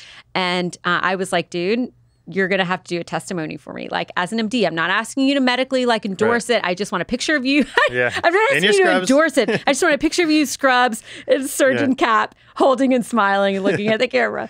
But, just find a local producer or anchor. For me, a lot of them, because they do, particularly the girl anchors, they like to stay trim. They're juicers. They're regulars at the juice bar. And so when I see their name come across, I take the order out to them personally. And I will say to them as I'm standing in the middle of the curb, hey, you guys have got to come through. It's been insane in here. Like doctors lined up buying our flu shots, I'm not saying they didn't get their vaccine. I'm just saying they're also doing this, Before you know it, I had 3 stories about it, So, wow, other things you could be doing to help with immunity, or, New Year's, obviously that's a really easy one, but just personally pitch it. In person is always better. So if you have somebody that's coming through your juice bar that is in the news or is a producer or camera guy or whatever. But I would say give them the story already ready. Like not just like, hey, you should do a story on me. We're a really good juice bar. No, have like an angle already. Like, hey, summer's coming up, spring break is coming up. We're seeing a lot of people looking toward juicing, or there's a huge trend on celery right now. Celery is really good for inflammation. We've been seeing a ton of. So is this what you did for clients when you owned a PR firm? Yeah. Okay. Yeah. So... Well, but just not about juicing. Right. But mean, but that's, that's what it is to be in PR is you basically pitch stories already. Like producers and writers, they don't necessarily really have the time to go out and find their own stories. They're looking for stories. Right. And so if you pitch something that's already ready-made and it's got a pretty little red bow on top and it's easy for them to come and get footage, or you even send them, hey, I've got B-roll. I've got great professional pictures you can throw up in the middle of the story.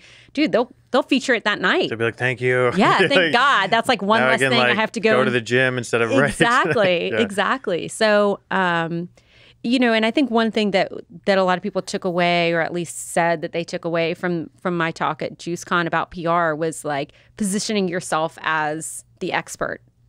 I think that's the key in whatever you do, whether it's juicing or being a good nature, like you guys. If somebody were asking me who is the expert in juicing, I would say Good Nature. Why? Because they were the first to do it. But not only that, but they continue the whole evolution of that industry, doing podcasts, doing JuiceCon, like working on policy and, you know, and on all of those things. Like you can't just do one little thing and think you're the expert. Like you got to be down in it. Like you got to know how the machine works. You got to know what's keeping your guests or, you know, your customers from buying another X1, or what are the limitations to them growing their business. I mean, all of it is about becoming an expert. And the only way to really become an expert is just to say you're an expert. It's like true. Who's going to say that you're not an expert? You just have to decide I'm an expert. I'm an expert. And the second you decide that you're an expert, it's a game changer. That was, you know, when I started the blog in 2014, it was because we had so many customers asking me questions. Like when I was doing sales back then. Asking me questions about, well, where do I find bottles? How do I make labels? What has to go on the label? Where do I find nutrition facts? I'm like, it's the same question over and over 1,000 times. Yeah. All my salespeople are just answering the same questions. Right. So I'm like, all right, I'm just start writing articles with our answers. I'm like, it might not be the right answer, but somebody's got to put it out there. What would have happened, Charlie, if you would have said, I don't know, we just make the juice machines? Right. And a lot of people do that. Like a lot of people will just say, hey, we're just manufacturers of the juice machine. I don't know. Go, you know, Google an article and try to find what to do with the juice label. I mean, really, that's, to be honest, it's out of your realm.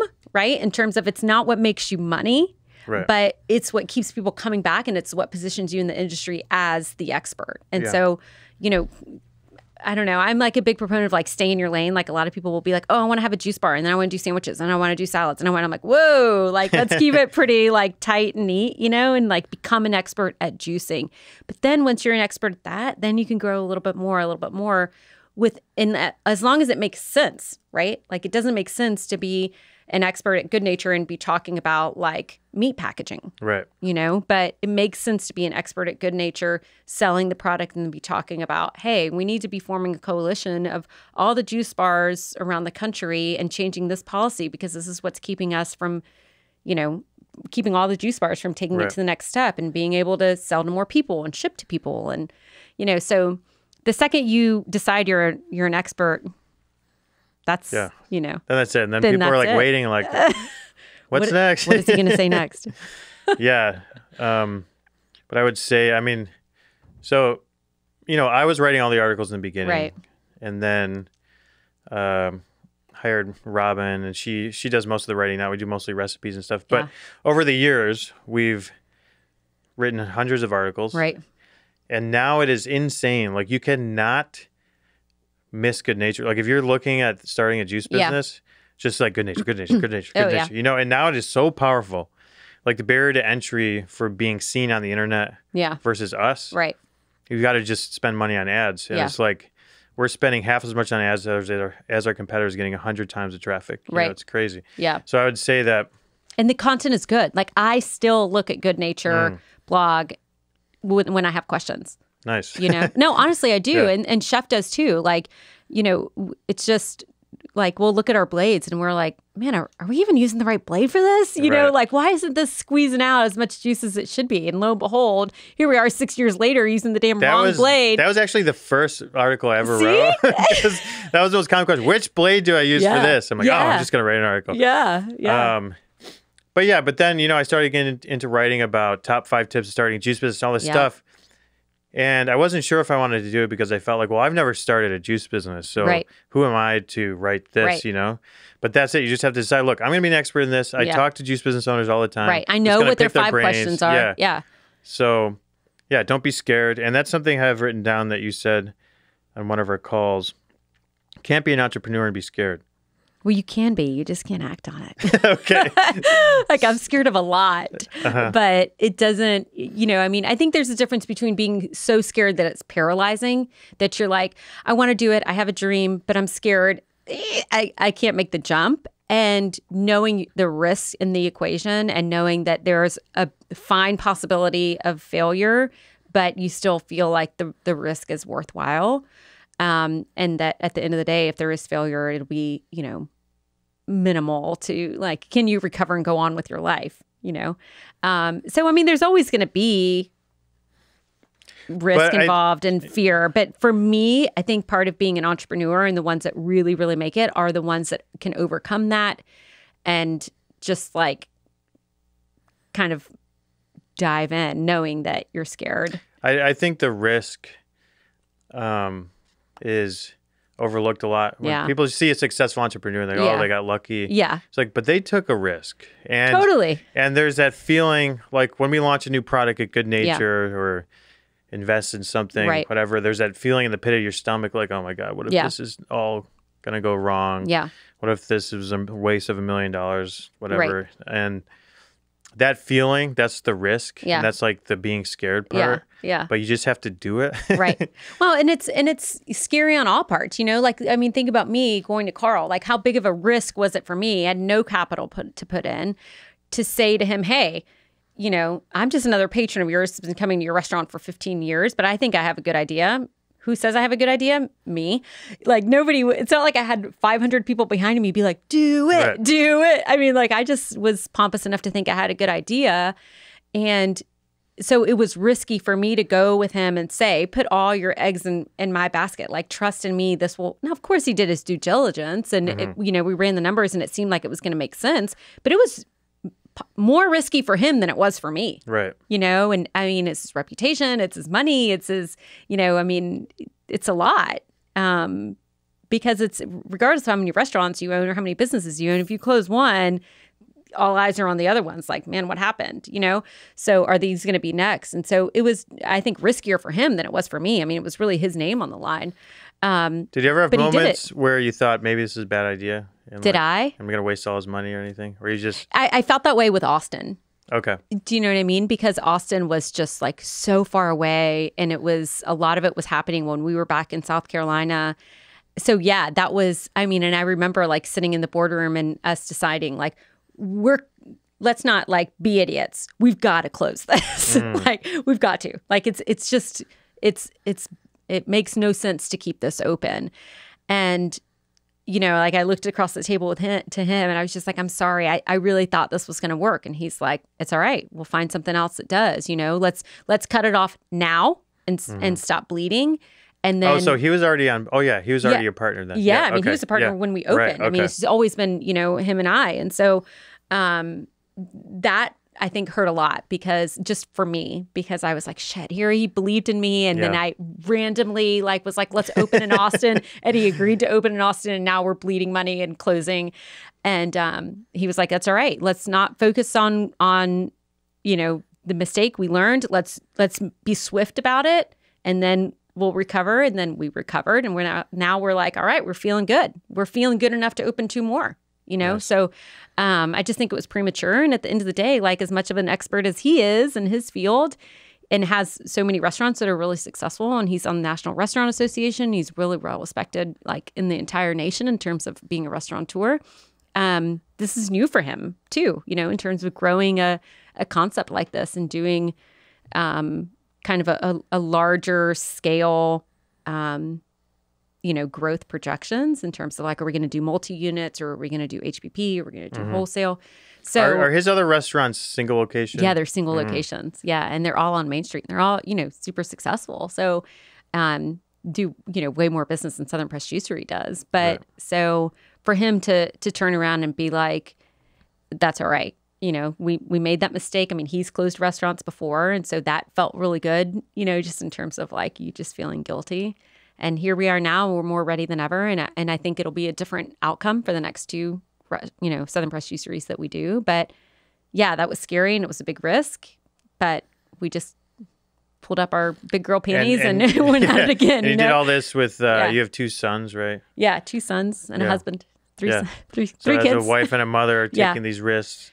Yeah, I mean, it's, you know, it's been scary, but it's been a lot of fun and hopefully it'll pay off in the end, you know, and the boys will learn that you can do whatever you want. And if you make a mistake, that's okay. You just get up and keep going and, you know, just try not to make them on purpose, right? Like, you know, but yeah, it's been a lot of fun. And I think that the community is really, our local community has really embraced Southern Press Juicery. And now that we're kind of hitting this mark in the juice world from like small to medium size, I guess that's all relative, right? Like I'm obviously still really small compared to Suja or something like that. But, you know, there's a lot of other juice bars that want to be where Southern Press Juicery is right now. And still, there's other juice bars that I look to where I'm like, man, I want to be where they are. So it just feels good to kind of get those first 5 years under our belt, finally be turning a profit and be looking to like what's next for the concept. Cool. Yeah. I did want to talk about JMA and what we're doing there a little bit. You are one of the JMA board members. We're on the calls together once a month. And I just kind of want to update everybody on what's going on and just chat about it a little bit. So we've decided through our calls that we don't have enough money to lobby the government. And, well, I guess I'll back up. So what we would like, the policy we'd like to change is the law in the U.S. that it's illegal to wholesale raw juice. Right. So you, as Southern Press Juicery, you're not allowed to take your raw juice to the gym down the street and let them and sell it to them so they can resell it. Correct. So it's hurting all the small juice business, all the small juice companies, and helping the big ones that are doing wholesale and everything, because now they don't have to compete with all the small ones. Right. So we're looking to change that. And we got a quote from a lobbying firm, a couple, and it looks like it's about 10 grand a month to really get your foot in the door at a lobbying firm and them to start talking to people in Washington and change stuff. So what we decided is we're going to do a documentary to help raise awareness and raise money.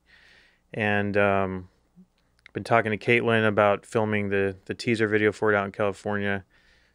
It's going to be called The War on Raw. Yeah. And we're going to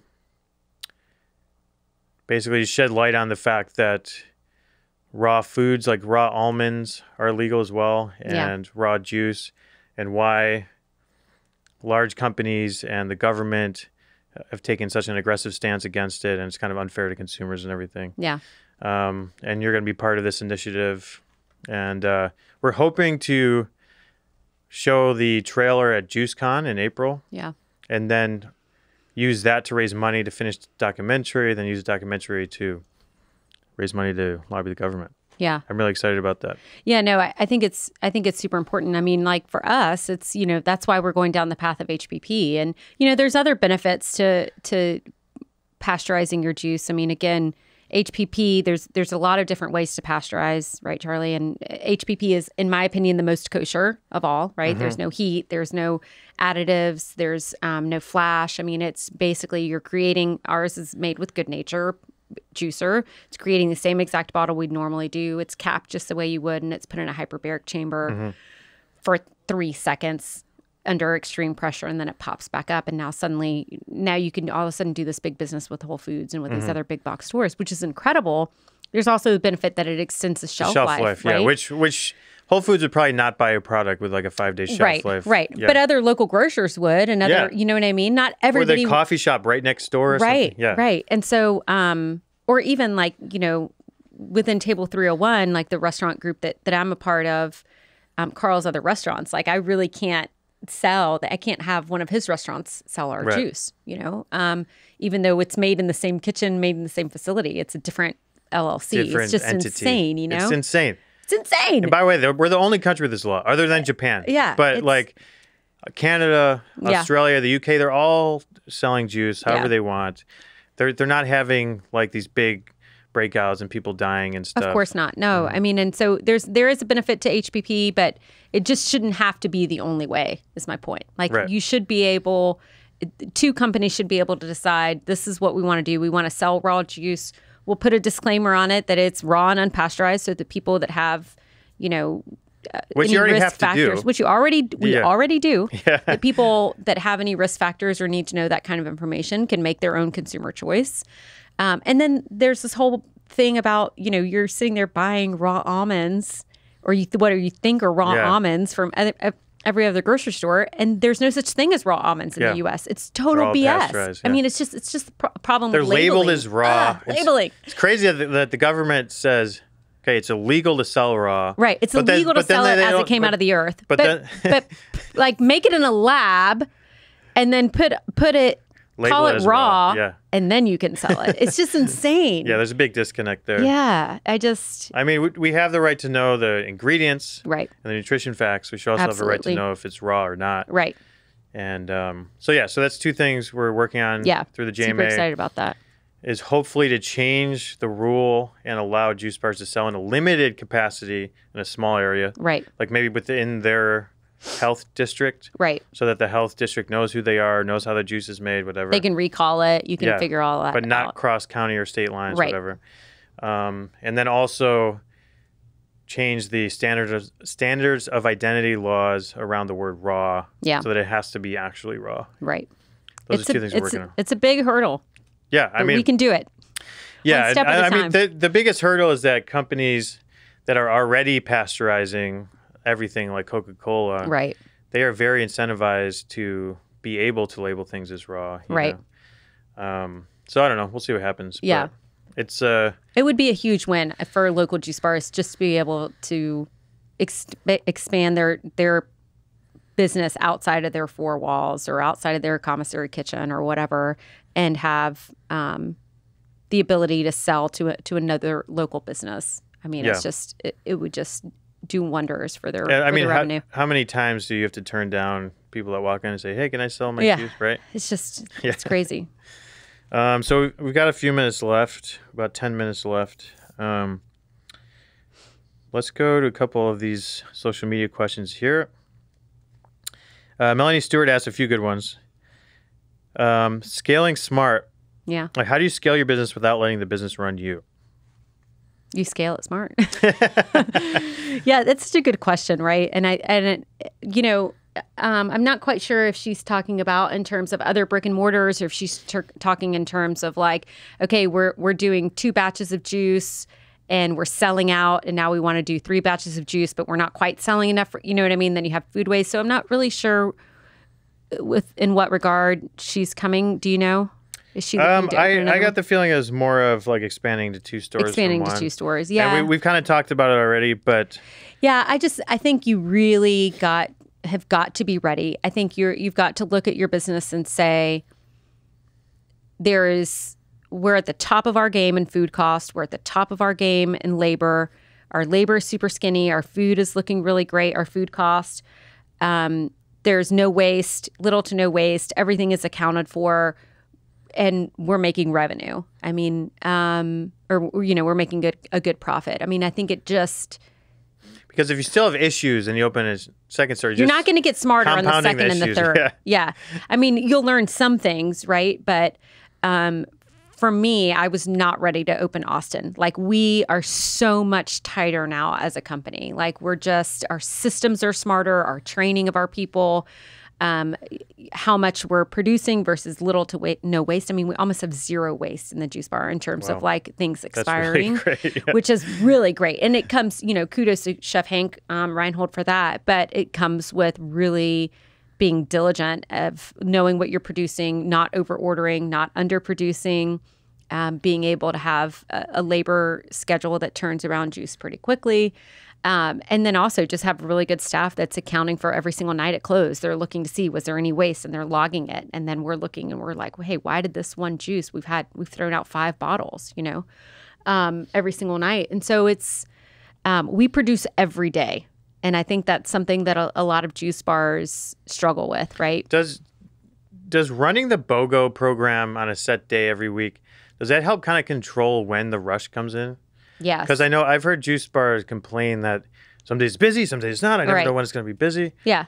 I mean, obviously, when you do a promo like BOGO, you want to pick one of your slowest days. Mm-hmm. You don't want to do it on your busiest days. That's why you see happy hours from 3 to 5. That's because those are their slow hours, and they're trying to increase sales during those Mm-hmm. hours. So I would definitely pick a day and stick with it.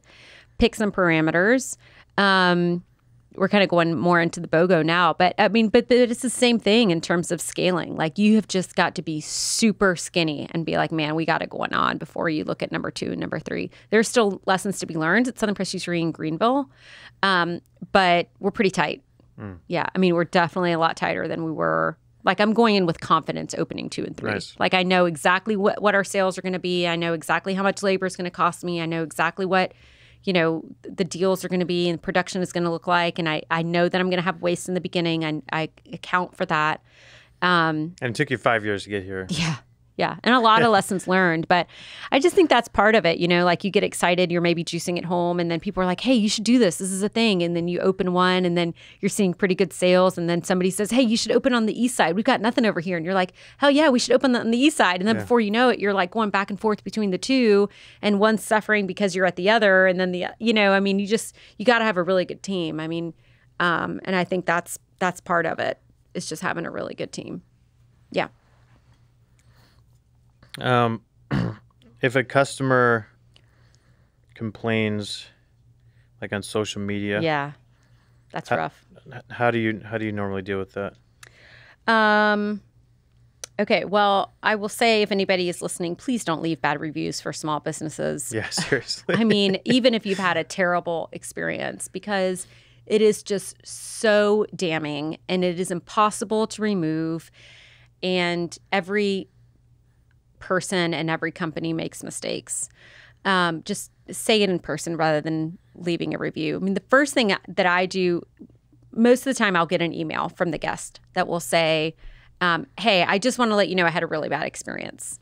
This is what happened. And the first thing I write back is say, thank you so much for letting me know and for not leaving a review and for giving me the opportunity to fix it. Let me tell you what, kind of our side of the story and what went wrong. Let me leave you a gift certificate. I don't even care if it was our fault or their fault. I'm always going to try to fix it. I'm always going to eat that cost and give them an opportunity to come back. Second choice would be to refund them, but I'd rather give them a gift certificate or something to come back in the store so they can see that we can do a better job. But you never argue with them, right? I never argue with them. I have. I never do it anymore. I mean, there has been like one instance over the years where we've had a guest that has just been like very hot or cold, very disrespectful to staff. And actually, I turned that one over to Carl and was like, dude, I think I may blow my top if I have to talk to this guy. And he came really close to doing what he calls firing a guest, where it's just like, just don't come back, please. That. It's tough to do, but those are so rare. I turned down a $50,000 sale for Good Nature because this guy in the past had purchased a machine from us, and then I had a problem a couple months later.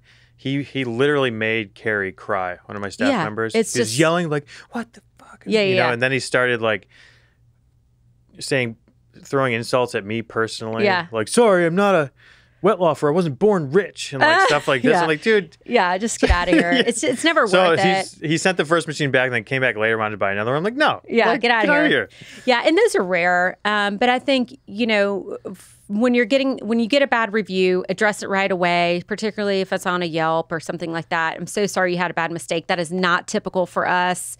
I've reached out to you personally so that we can do our part to make this better. And then you reach out personally and you say, I'm so sorry that happened. Again, that's very unusual for us, but I'm so sorry to see that it happened. How can I make this better? How can I give you, can you give us another chance or something like that? It's going to happen. Particularly when you're dealing with raw juice, it's going to happen. There's some batches that come out that we're like, what the hell happened to this batch? And it could have been one damn bad almond and the whole batch of almonds that you were soaking that you could have never found. And then you produce the almond milk, and all of a sudden, instead of having a 4-day shelf life, you put it out on the juice case and it had a 2-day shelf life. And then you're getting five returns, and you're like, what the hell? This never happens. We've been making the same recipe for 6 years. Yeah, it's going to happen. You just have to apologize, make it make it better, and ask them to come back again. And tell your staff the same thing. And like a lot of times, like staff will say, like if they want to return on a 6-pack, they'll be like, should we have her bring it back? And I'm like, no, just keep it. I don't want your juice. I'm not going to resell it. Right. Just keep it or trash it, and then come back and get whatever, get another batch or something like that. So it's always customer first. Are you going to be available for JuiceCon next year? Like if you want to come. The question is California going to be available for JuiceCon? Yeah, we're doing San Diego September 9th and 10th. I'm sorry, April 9th and 10th. Yeah, but you think California's going to be open? Yeah, I think so. All right, good. I hope then I'll so. be there. I'm going to be available, and I will be there. Okay. So if people want to meet you in person. So invite me, please. Yes. You are invited. I think are you the one that came up with the idea of doing the one-on-ones? Yeah, I love those. I would love I've it done if you would before. make yourself available for a couple hours of one-on-ones at JuiceCon. Would love it. Yeah.